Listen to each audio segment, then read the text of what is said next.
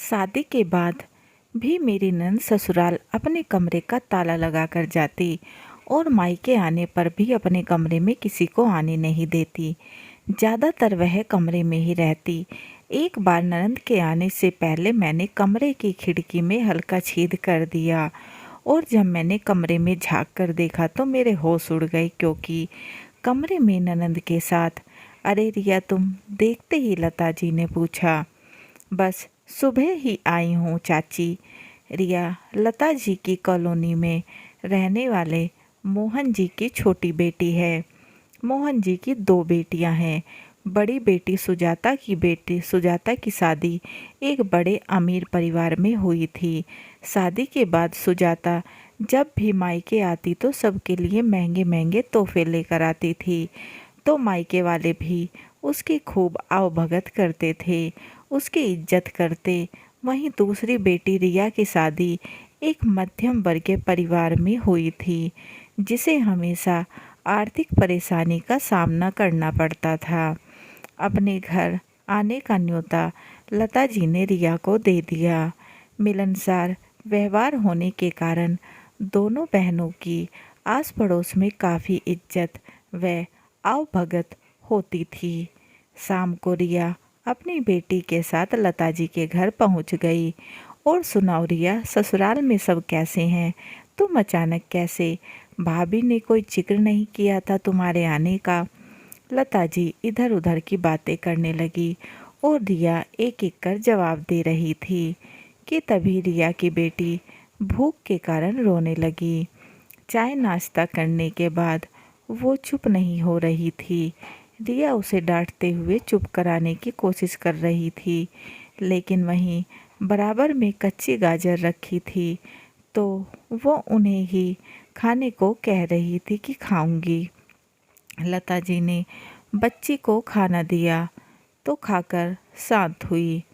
रिया बेटी के व्यवहार पर थोड़ा संकोच कर रही थी, लेकिन बच्चे तो बच्चे होते हैं।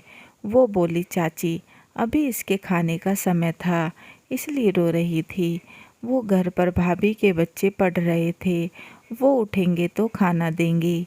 लता जी ने भी पूछ ही लिया, बच्ची को भूख अभी लगी है और खाना बाद में। रिया, क्या तुम खुद नहीं ले सकती थी? रिया की खामोशी सब बयां कर रही थी। माँ बाप के जाते ही मायका कब पराया हो जाता है पता ही नहीं चलता। जहाँ जन्म हुआ, बचपन बीता, बड़े हुए, वहीं 2 दिन के लिए आ जाने पर भी मायके वालों के चेहरे क्यों उतर जाते हैं? सुजाता पैसे वाली होने के साथ हिम्मत वाली भी थी, तो भाई निश्चिंत थे कि माता पिता की संपत्ति में वो कोई हक नहीं मांगेगी। और रिया आर्थिक रूप से इतनी कमज़ोर है कि वो हक मांगने की हिम्मत नहीं करेगी। जब सुजाता को यह बात पता चली कि तीनों भाइयों ने मम्मी पापा की संपत्ति आपस में बांट ली है और उन्हें बहनों से बात करना भी ज़रूरी नहीं लगा, तब सुजाता ने सोचा कि क्या मायका बस माता पिता के रहते ही होता है? मम्मी पापा के जाते माता पिता मायका ख़त्म हो गया। माना कि मैं रुपये पैसों से मजबूत हूँ, लेकिन छोटी बहन रिया की तो नहीं।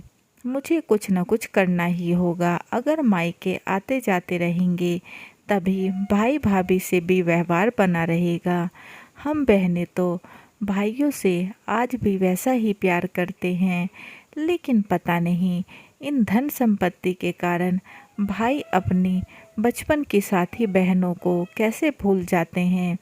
बहनों को हिस्सा ना देना पड़े इसलिए किनारा कर लो।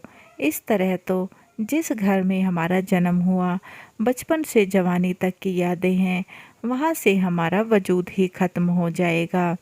सुजाता ने ठान लिया और वकील से सलाह कर भाइयों से जाकर साफ शब्दों में कहा, मैं जानती हूँ कि अगर हम बहनें मम्मी पापा की संपत्ति में अपना हक ले तो हमेशा के लिए आपसे रिश्ते खराब हो जाएंगे।